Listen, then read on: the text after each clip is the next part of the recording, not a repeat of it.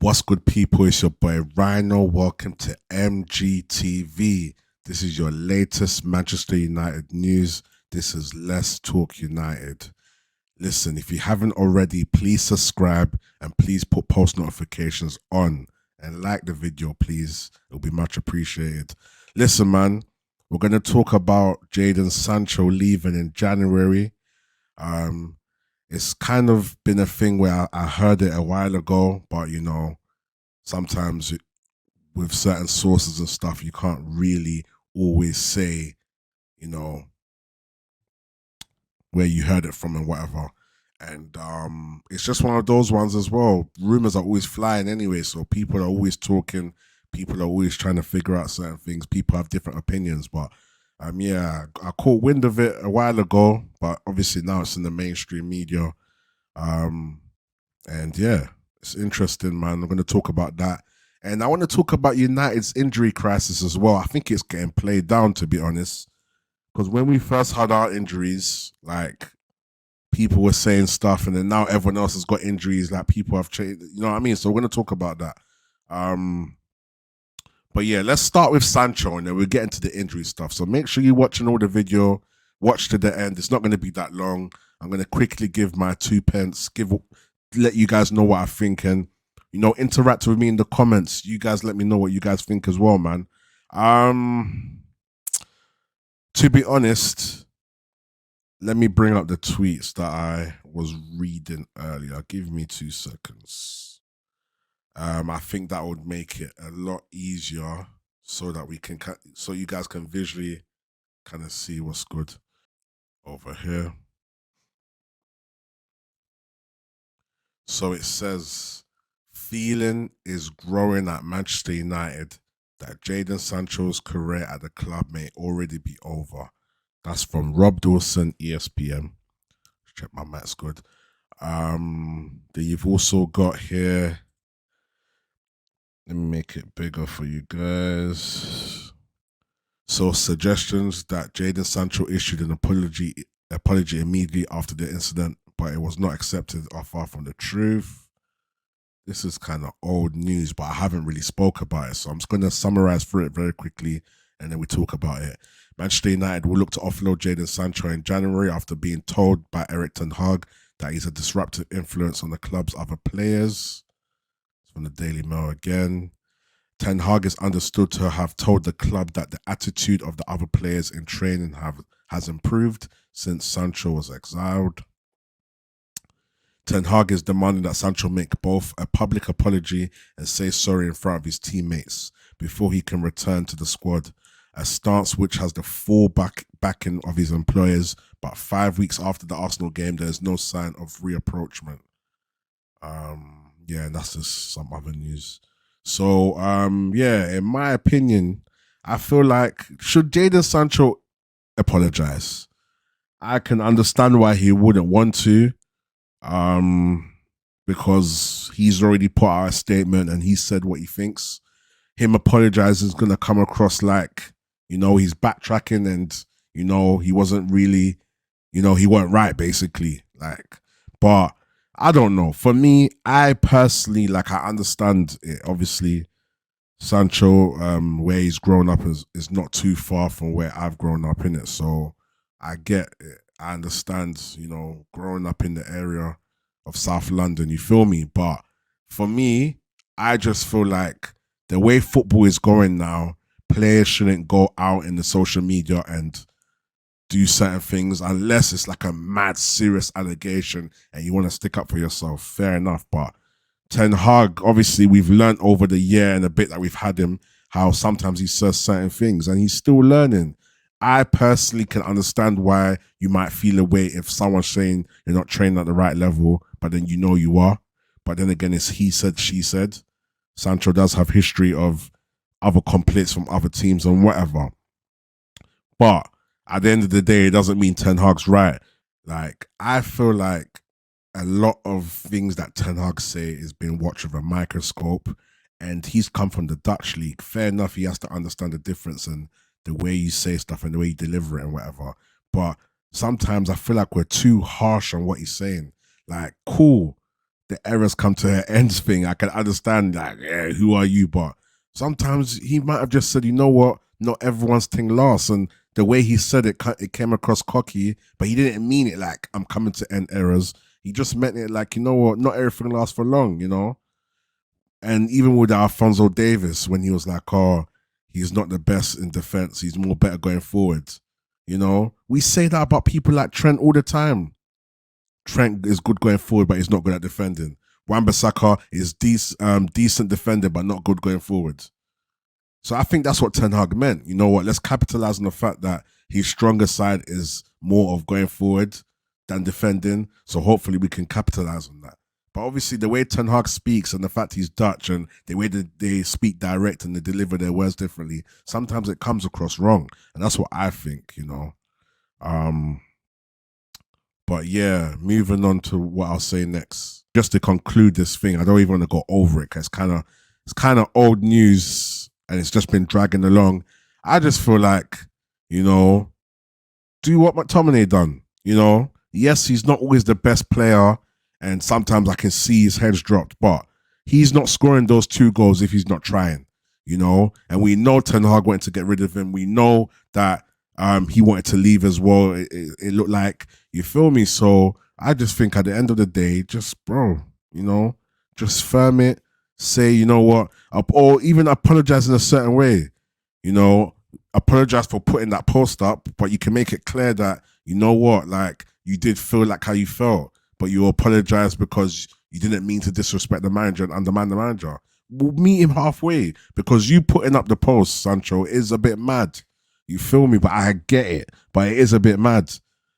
You don't with managers and stuff. You don't play it at their game. You play it smarter. You can make Ten Hag look stupid in so many other ways. You feel me? And then it can look like, and then you win-win.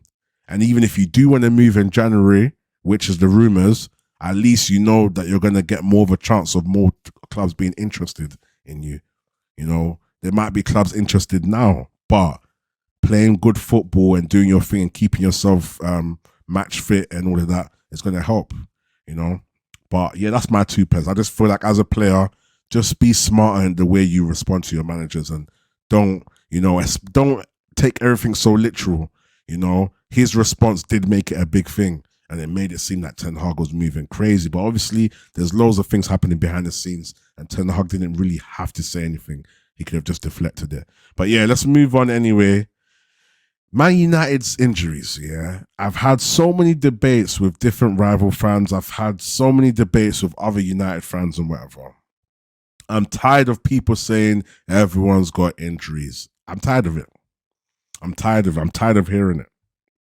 Name me a team that has their whole first team back 4 missing, please. I'll wait. I'm not talking about you're missing a DM like Partey's missing from Arsenal or Rodri's missing from City, which do play big cogs in terms of the system of their team. But you're telling me a whole missing back 4 don't. You're telling me that Amrabat coming into a disjointed team.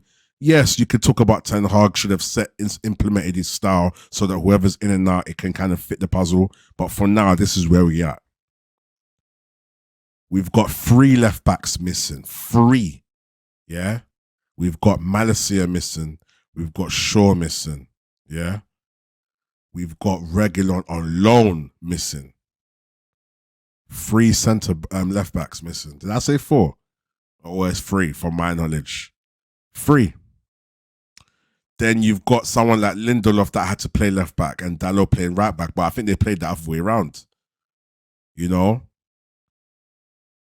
Wan-Bissaka's missing. Certain games would have played Wan-Bissaka. We only have Delors as an option. That's 4 of our back, left and right players missing. I can't remember what we called them. I was going to say wing backs, but, you know, 4 of our left and, like, altogether 4 left back and right backs missing altogether. Crazy. Then you've got Varane and Martinez missing. Our first 2 choices missing. So Luke Shaw's a first choice. Varane's a first choice. Martinez is a first choice. Wan-Bissaka, you can argue sometimes is a first choice. We've got 4 first team defenders missing. Come on. 4 first team Our first team back four is missing. Yes, Dalot can do a thing, but normally we have Dalot's in form and then Wan-Bissaka's in form back and forth. 4 first team back four of defense is missing. Then on top of that, the backup to our left back, Malacia, we don't even know what's happening with him. Then the backup to Malacia on loan, missing. 3 left backs missing. Crazy, man.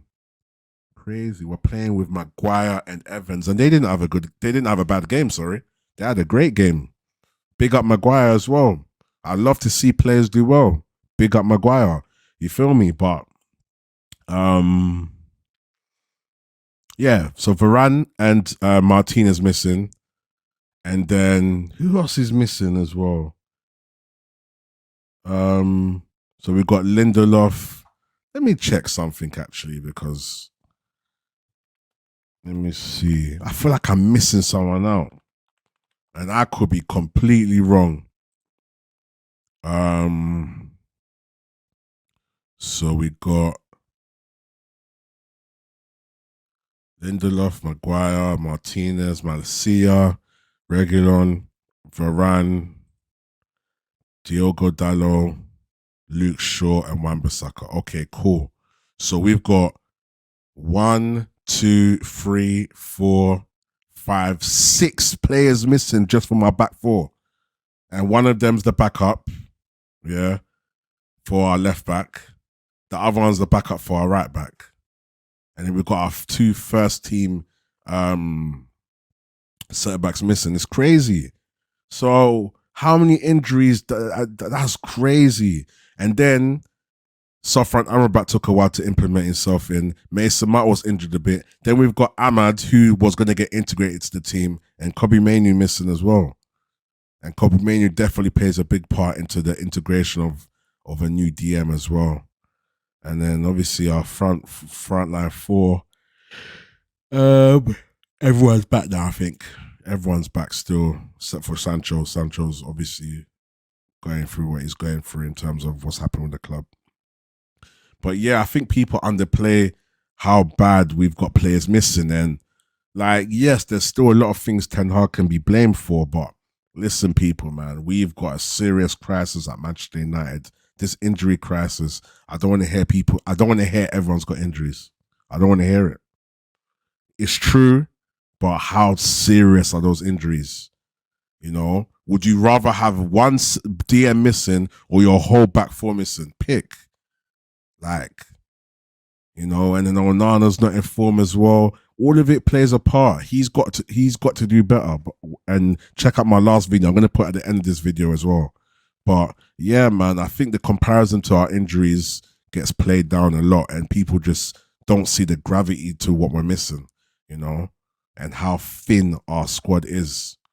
One more injury and we've got no one to fill in properly. We're done. We'll probably have to bring a youth player in that might not be ready. But then again, it might be a good shout. We might find a hidden gem. So I don't know. But yeah, man, that's what I think about the injury crisis. I feel like I had to put it out there because people don't understand the gravity as to how bad the injuries we do have are. Like the key people that are missing. Our whole back four is missing, realistically. Realistically, our whole back four is missing. Crazy, but you guys let me know what you think in the comments. Just a nice quick video for you guys. I'm going to be going live this week. I know I always say that, but yeah, I'm going to try my best to make sure I go live, probably even after Sideshow as well. Catch me on Sideshow Wednesday, 5 p.m. Hopefully, maybe I can even go live after that. I've got a few things to do, a few places to travel to, so I'll try and figure out logistics and I'll let you guys know. But worst case scenario, I'll do pre-recorded videos for now, but I definitely want to go live this week. But yeah, you guys let me know what you think in the comments. Make sure you like the video, make sure you subscribe, and please put post notifications on. And as always, tell a friend to tell a friend. It's your boy Rhino, and I'm out. Peace. Hey, I swear firms and rents pattern this.